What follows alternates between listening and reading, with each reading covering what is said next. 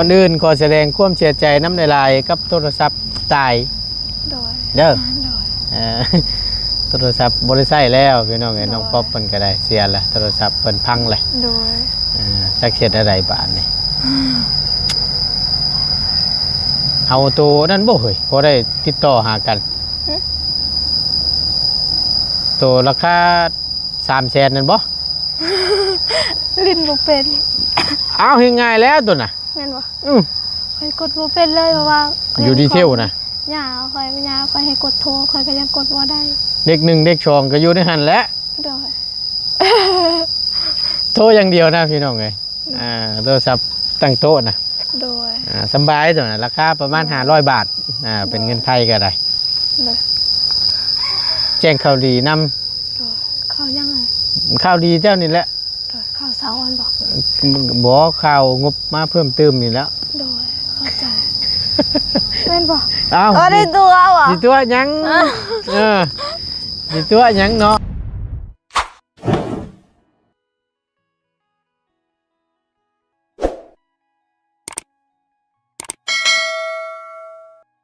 น้าบ่าวใส่ยังกูบ่ใส่แท้บอกของดีนี่ตัวบ่าวนี่บ่ไอ้แท้โน บอกกับเจือนี้น้องเพิ่นทักนั่นน่ะ ถามว่าใส่ยังน้าบ่าวกูใส่แท้ ใช่ยังหน้าที่ใสแท้ แม่น นอนแต่หัวแรง ตื่นแต่เช้า บ่นะคือบอกว่ามันบ่แม่นแล้ว เคล็ดลับ กินอาหาร กินอาหาร ให้เพียงพอ เพียงพ บ่ อ แม่นต้องมีตัวสวยแน่นอนเนาะ บอกเลยดูมีของดีน่ะ บอกน้องเพิ่นแหน่ แม่นจากหน้าใสคือกัน มันยังเอ้ยเบิ่งประตูนั่นจะรับกล้องหลังก่อนพี่น้องเอ้ย ยาดีเจ็บท้อง โอ้โหอย่าดีเจ็บท้องว่าซั่น บ่แม่น เอาแล้ว หน้าข่อยเป็นยังหน้าข่อยมันเหมาะบ่ด้วยนะ ใส เว้าให้จับเจือได้หลาย เจือไหน โมเมนต์หยังเดี๋ยวเราสิได้อันนั้นน่ะ นี่นะ เซ็ตของดีเด้อว่าเฮ้ย 10,000 เก็บ โอ้ตายขอโทษขออภัยหลายๆพี่น้องโอ้ย นี่คือใสแท้กาละเย็บอ่ะ แต่นี่ ตัวนี้บ่เฮ้ยอ่านไว้ได้ป๊อป อันว่าเป็นกาละเย็บอ่ะอันว่าเป็น ตัวนี้แหละบ่ได้มีหยังหลายดอกบางมือก็ใช่บางมือก็บ่ได้ใช่ คือว่าน่ะคือใสแท้เนาะมีของดี บ่ได้ธรรมดานี่นะ แม่นบ่ เอาพิจารณารถนั่นเบิ่งรถนั่นน้องเพิ่นจนชมเชย แม่นบ่จะอย่างยังได้ บอกแม่อยากหยัง จากหน้าใสคือกัน อยากน่าใจ โดย ยังใช้บ่พออยู่บ่โตกะ บ่ได้ซอยสิว เอาไปใส่เลย ใช้เบิ่งกับช่องใหม่ดีกว่าให้น้องเพิ่นใช้กันเนาะ อ๋อมันมีเท่านี้ สันบ่ซะ เบิดได้ล่ะ โอ้ยเนาะ โอ้พอเด้อเพิ่นบ่ได้จ่าย ต้องเข้าแล้วแบบสิพี่น้อง ต้องเข้าแล้ว เนาะต้องเข้าแล้วบ่ได้โฆษณาโปรโมทให้เลย ไปโหดพักก่อนกว่า ไปฮดพัก จ้ามือหน้ามีเงินเลยสิซื้อน้ สบายดี ำซื้อตามซื้อตาม ซื้อตามกับมาซื้อน้ำนะข่อยบ่ได้เป็นพี่ โอแมนคนขาย อันนี้เรามาสืบอยู่ฮาซิเบนคือการอยากหน้าใสไรซิวคือกัน เอาทั้งนี้และทั้งนั้นก็ขึ้นอยู่กับสุขภาพร่างกายคนเฮาพี่น้องเอ้ยนะอาหารการกิน แต่ เนาะ จะเบา สู้บ่ได้บ่ตูนกันแน่หน้าเละกวดตรวจอยู่ป้านมักว่าพี่น้องเอาก่อนอื่น แต่ไม่ค่อยได้จ้ะไม่ค่อยได้จ้ะ ครับสำบายดีและสวัสดีเด้อพี่น้องสำบายดี เลือดเอาไว้เชิง เบิดสุขูสุคนเนาะบ่ว่าอยู่ในและกระต่างประเทศก็ยินดีต้อนรับเข้าสู่ซ่องประธานป้องชาแนลคือเก่าพบเจอกันในคลิปนี้กับผู้ดีแล้วพี่น้องเขามาทางน้องป๊อปก่อนเนาะก็บ่ได้เข้ามานี่ก็2มื้อแล้วล่ะพี่น้องเบิ่งคงสีเงาๆสะดอกว่าเนาะเตรียมสิฮดพักว่าซั่นพี่น้องเลยต้มพริกหมักพายเราหมากงามพี่น้องเนาะไปบ่อะไรยายห้างพี่น้องเลยกลับไปเบิ่งไปชมน้ำกันเนาะทางกีฬาเพื่อนเนาะแล้วก็เตรียมยิ่งดีแต่ว่าหน้ามันใกล้แล้วพี่น้องเนาะ ดีแต่ว่าน้ำมันใกล้บ่ไกลพอฮดอยู่ได้หน่วยน้องแห่งกุนๆอยู่พอฮดอยู่นี่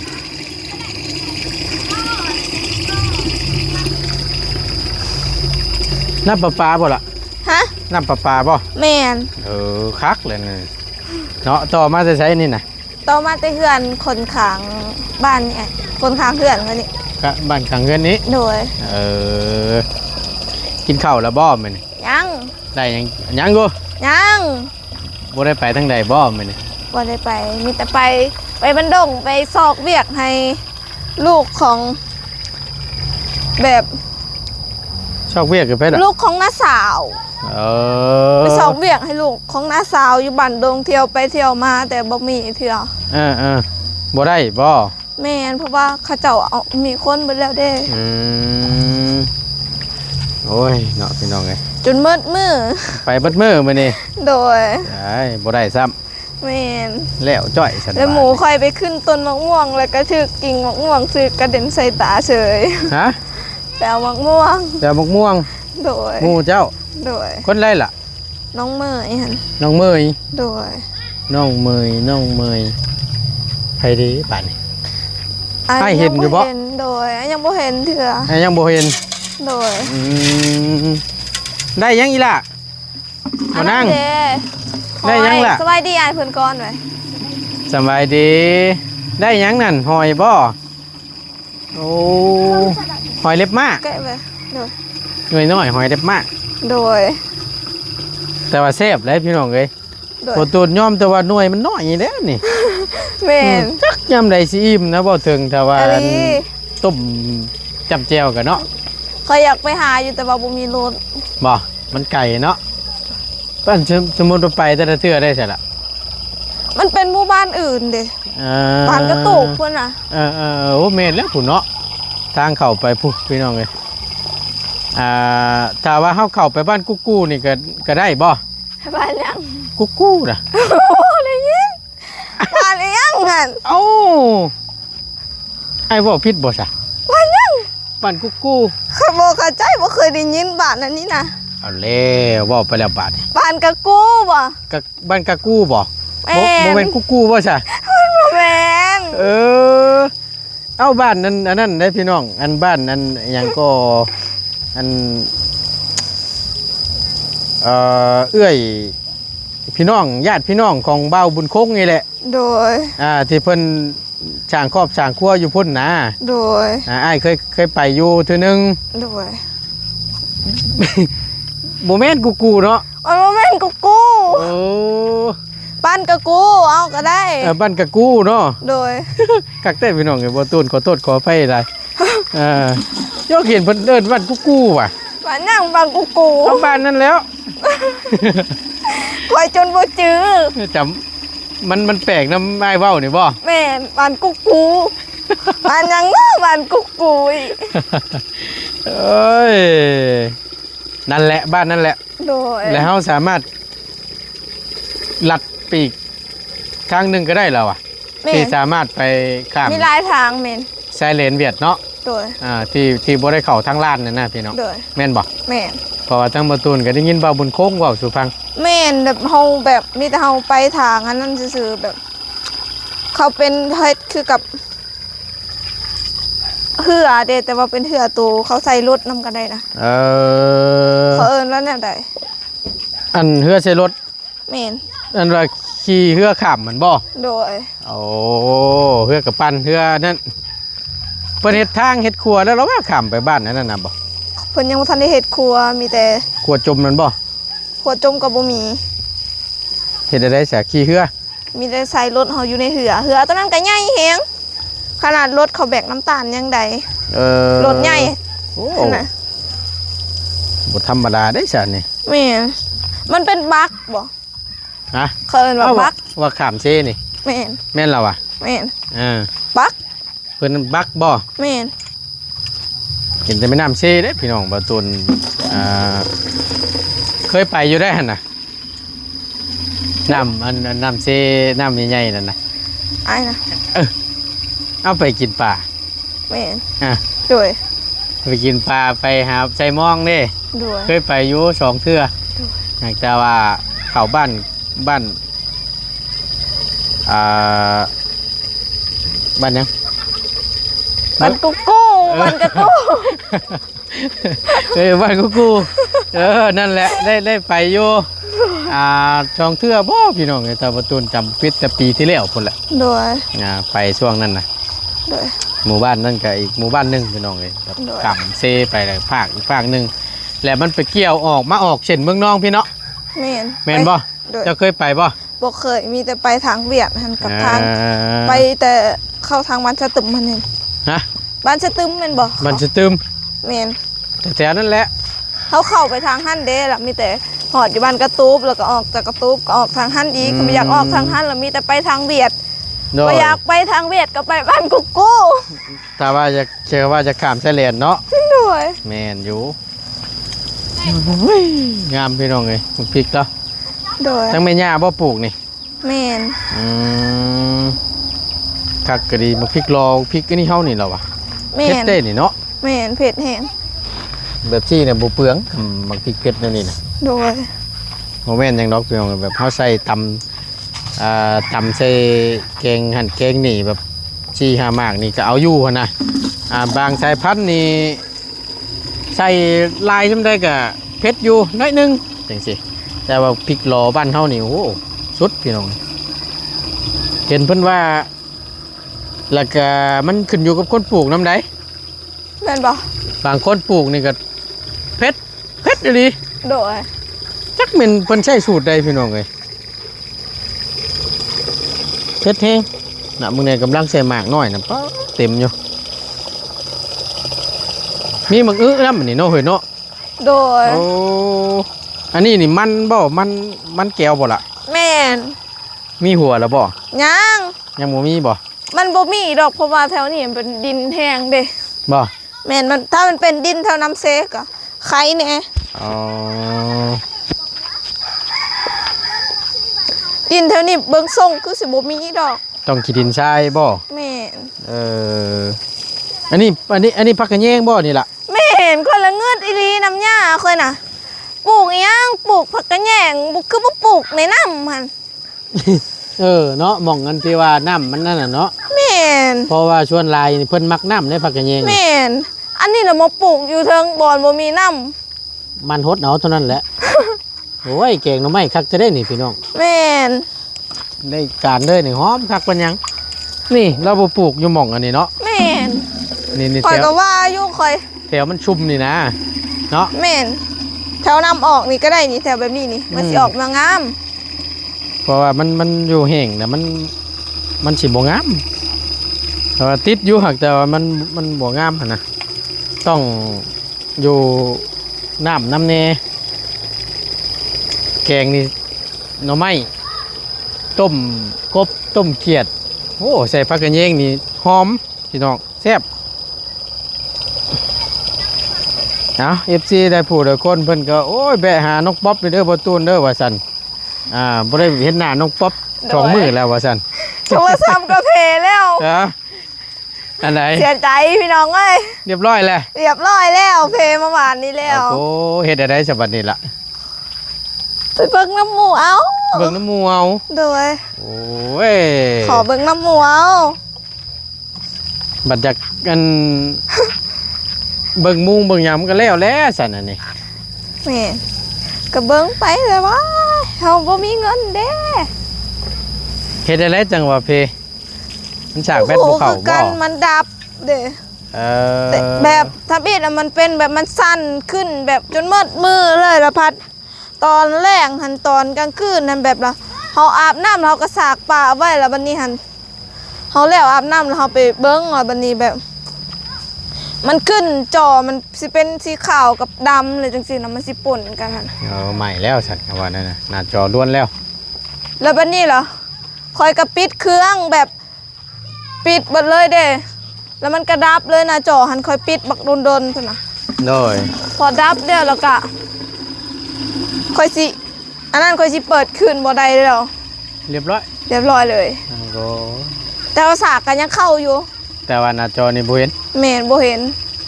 แล้วสัน เขาก็ได้ยินอยู่แบบมันสั่นหั่นนะแบบเวลาเขาเปิดแล้วมันสั่นแบบคือกับแม่น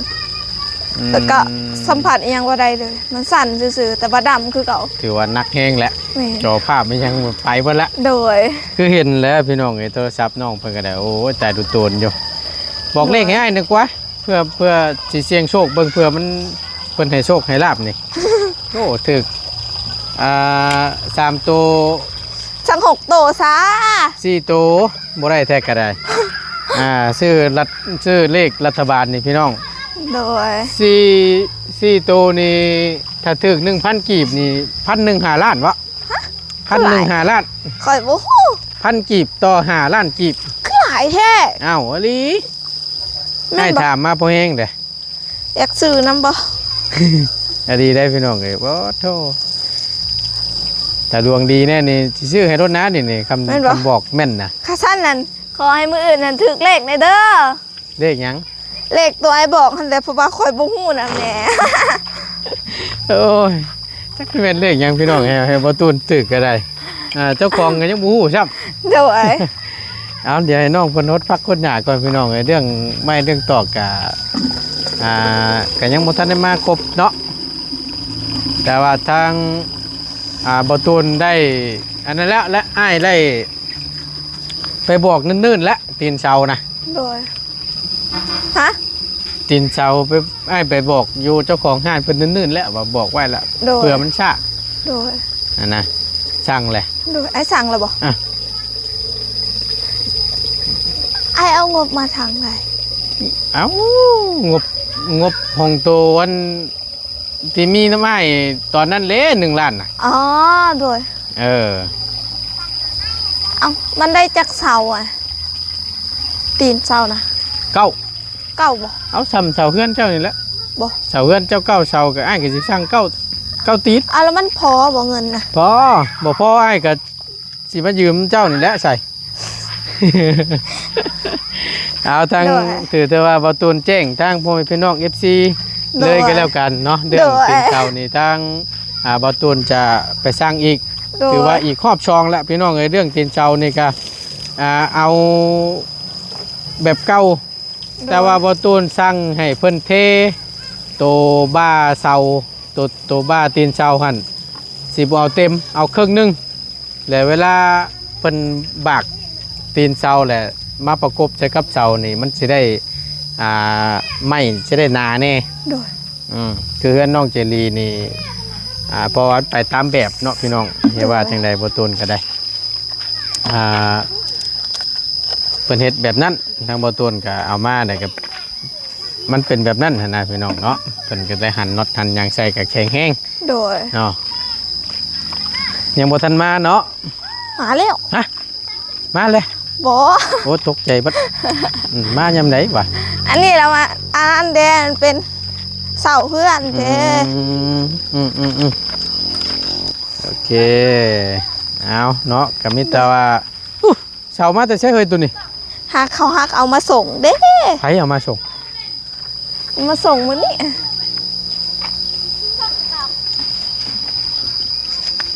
2 4 6 8 9ครบแล้วบ่น่ะ ครบแล้ว เรียบร้อยแล้ว เรียบร้อยแล้ว โอ้รายการ โดย โอ้เช้าแล้วตัวนี้บ่เพิ่นเอามาส่งน่ะ โดยเสาตัวนี้ ตัวอันเที่ยวแมงน่ะเพิ่นได้เปลี่ยนแล้วบ่ บ่เปลี่ยนเพราะว่าตัว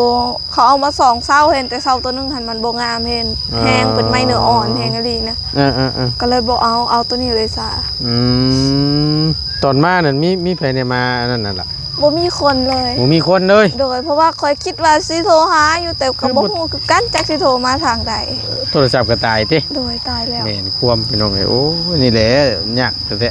โดย ๆเพราะว่าทั้งบ่ต้นก็อันนั้นอยู่เฮือนน้องเจดีมื้อเช้านี่ก็ได้ โดย แล้วพอดีสร้างเพิ่นก็มาดำเนินการนี่แหละเฮ็ด โดย นะก็สิว่านี่ โดย อ๋อเสียงหยังเด้บาดนี่ เข้ารวมดิ โอ้วันอาทิตย์เด้อเนาะ โดย อ๋อแม่นๆๆ โดย ๆอ่ะโอเคไปนั่งลงก่อนเลยเดี๋ยวพูดคุยนำกันจักหน่อยหนึง โดย แต่ว่าเรื่องติดเสานั่นตั้งให้จัดการให้เราเด้อ โดย เรียบร้อยแล้วเสามาแล้วบ่ตุนก็ฮู้ได้นี่ โดย มีแต่แจ้งไงครับผู้น้ำกันเท่านั้นแหละ โดย เนาะ โดย พี่น้องเพิ่นก็โอ้ยบ่แห้งแล้วว่าซั่นบ่ตูนสั่งก่อนหน้านั้นอีก โดย แม่นอ้ายสั่งก่อนเช้าเจ้าสิมาครบอีกบอก เอา ให้ แม่น เพิ่ บ่ นบอกให้เพิ่นเฮ็ดไว้นะ โดย แต่ว่าบ่ฮู้ว่าสิได้จักมื้อใดได โดย เอานั่งรถเดี๋ยวมันสิบ่เห็นมุมกล้องไง โดย โทรศัพท์ก็ตาย โดยตายแล้ว แล้วกันบาดพี่น้องนี่แหล้วมาครบระบาดนี่เนาะ โดย มีแต่ว่า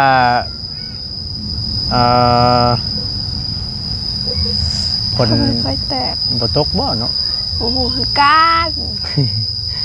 ตากฝนตากแดดไว้อยู่กับป่วยแล้วเนาะ โดย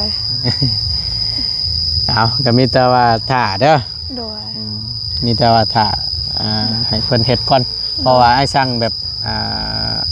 เจ้าเห็นอยู่บ่เฮือนน้องวันเสาร์ที่ไอ้สั่งเงินไปให้เฮือนน้องเจดีนะ บ่เห็นเดียวเพราะว่าบ่ได้ไป นะ ยังบ่ได้ไปเบิ่งเด้อเพราะว่าเฮาบ่มีรถไปเด้ จะไปขึ้นเฮือนแต่จริงๆมื้อนั้นเจะบ่ได้สังเกตบ่ยินผมก็ยุ่มมันนะ ว่ามีแต่นั่งอยู่ในโต๊ะซื่อๆว่าได้ไปไสเลย มันสิเป็นบ้าบากเด้ โดย เป็นเสานี่แหละ โดย แล้วแล้วมันสิปากแนบใส่กับเสาไม้เฮานี้ โดย สั่งไว้แหละพี่น้องมองเก้าอันแหละเพราะว่าบัดในเขตแถวบ้านดงนี่บ่ตูนเห็นแต่มองเดียวหันบ่สิว่านะ โดย หรือว่าเจ้าเห็นมองอื่นอีกบ่ที่เพิ่นล้อมเสาเฮ็ดเสานี่เฮ็ดเสาเฮือนนี่ บุ๋ม บ่มีเลยบ่ คอยบ่ฮู้ ยันว่า โดย อยู่โรงงานเจ้าบ่มีบ่ ผู้งานคอยหันบ่มี อืม คันสิมีก็มีแต่เขาสั่งมาแบบเขามาสั่งมานำเอื้อยเขาก็เอามาแต่เขาเจ้าอีกแล้วเขาก็มาส่งอยู่ในรถใหญ่จังซี่นะคอยก็เลยบ่ฮู้เพราะว่าแบบมีแต่สั่งเอาเพราะว่าอยู่ห้านนั้นมันบ่มี โดยถามแน่อันบงกบบงประตูปองเยี่ยมนี่แบบนี่คือเฮือนแล้วนี่บงคู่น่ะบงเท่าไหร่อยู่หั่น วงคู่มันบ่ อ่ะ ก็หลายเติบอยู่ตอนนั้นประมาณ7ล้านปลายบ่ทั้งวงทั้งบ้านเลยนะมันวงตัวงามเห็นตัวกี่หลายอันจักเท่าใดค่อยลืมแล้ว แต่ว่าตัวงามมันก็แพงเติบอยู่ อิงตามลาย โดยตาม อิงตามเนื้อไม้น้ำแน่ แมนเพราะว่าเขาซื้อเขียนไว้เลย อ๋อแม่นเป็นน้องเนาะคำว่าฉันอาจจะแพงแหละคือว่าหั่นแหละ โดย เอากะผู้ดีเนาะมาแจ้งให้น้องเพิ่นรับผู้แล้วก็ FC รับผู้นำ โดย แต่ว่าทางบ่ต้นก็บ่ได้อัดคลิปดอกพี่น้องเอ้ยก็เข้าไปสั่งอยู่ห้านที่บ่ต้นอัดคลิปเข้าไปถามแต่ก่อนนั่นแหละ โดย บ่ต้นสิสั่งมาเพื่อไว้ โดย เพื่อหยังบ่ติเพื่อเพิ่นเฮ็ดช้า โดย บ่ต้นก็ได้สั่งเนิ่น โดย ๆสั่งเนิ่นๆไว้ก่อน โดย สิแหละเพราะว่ามันก็ยังขาดหลายสิ่งหลายอย่างอยู่คือน้องเพิ่นนี่ก็ได้นับเริ่มแต่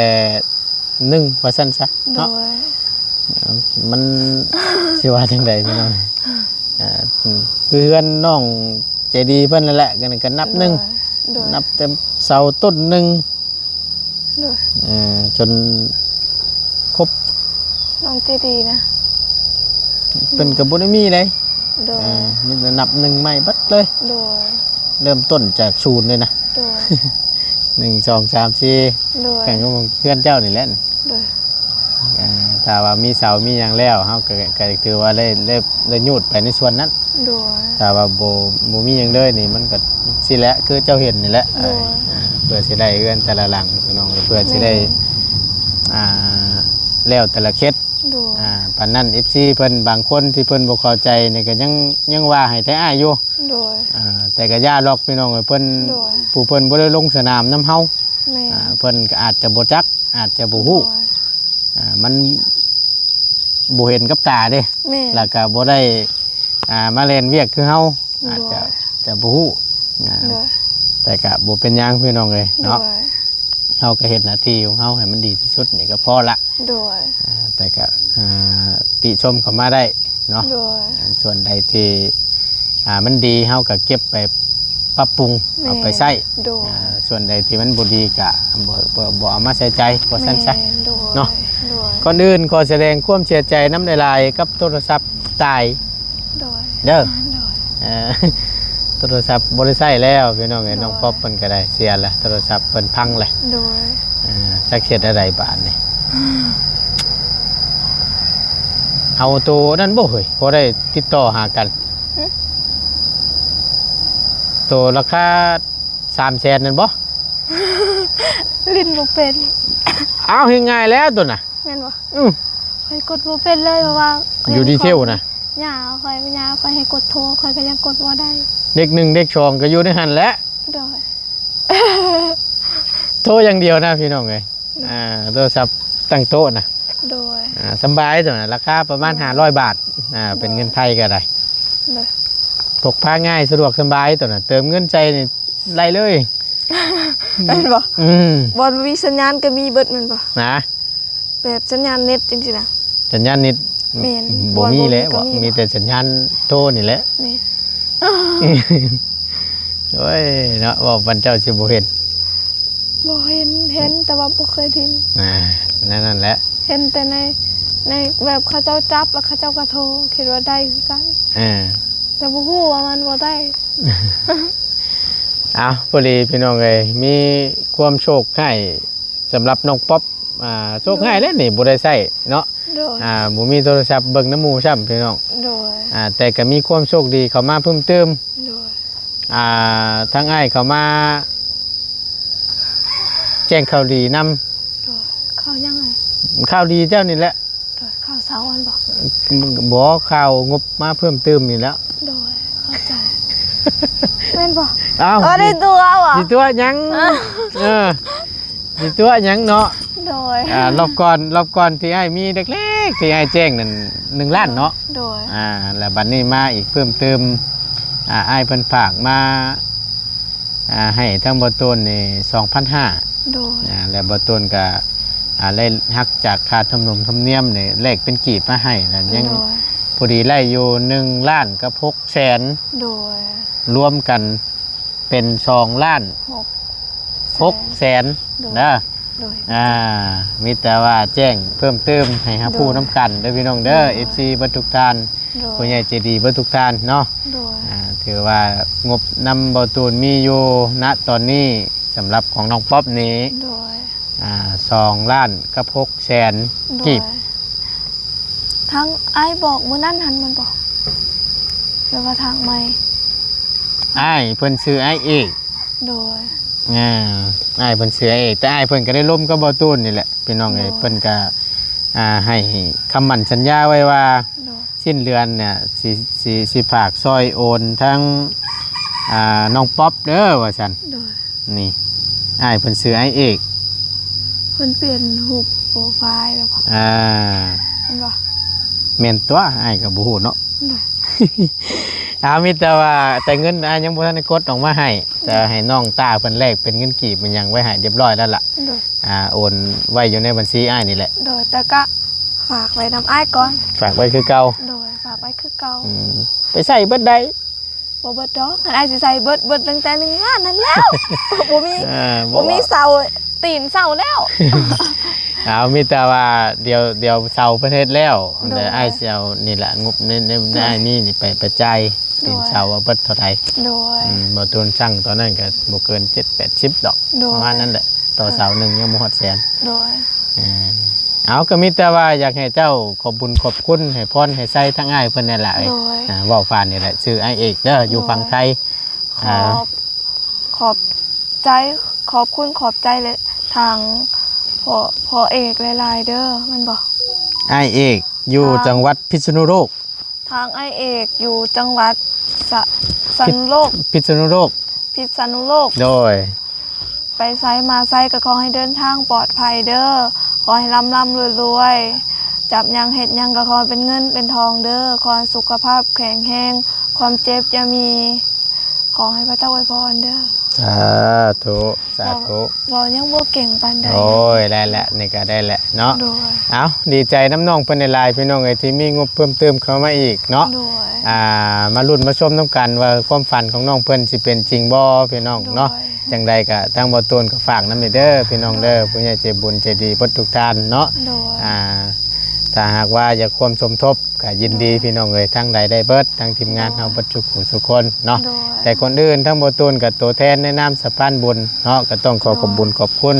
ขอบขอบใจทางไอเอกได้หลายเนาะที่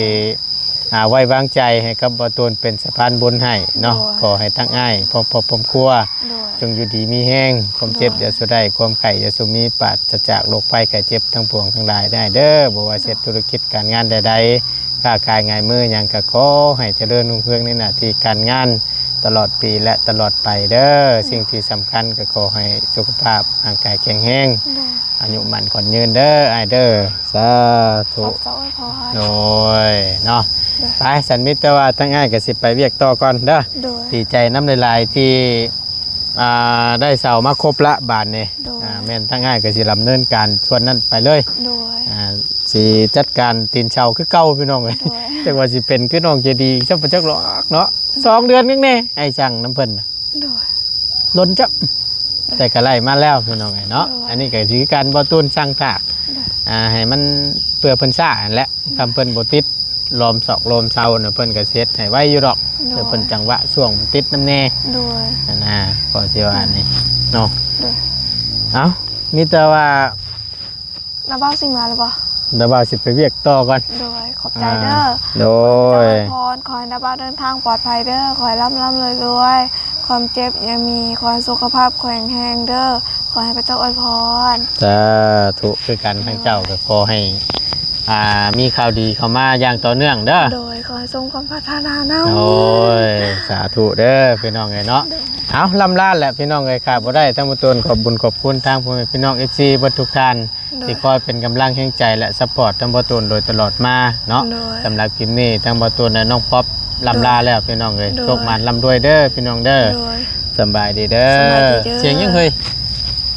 เสียง แม่งอีบ่ บ่ฮู้คือกันบ่เอิ้นนะแม่ แม่งหยังเนาะคือห้องหลังแทบบาทนี่พี่น้องเอ้ยอีอยู่มีจักจันประจักมีอีน้อยประจักพี่น้องเอ้ยเนาะ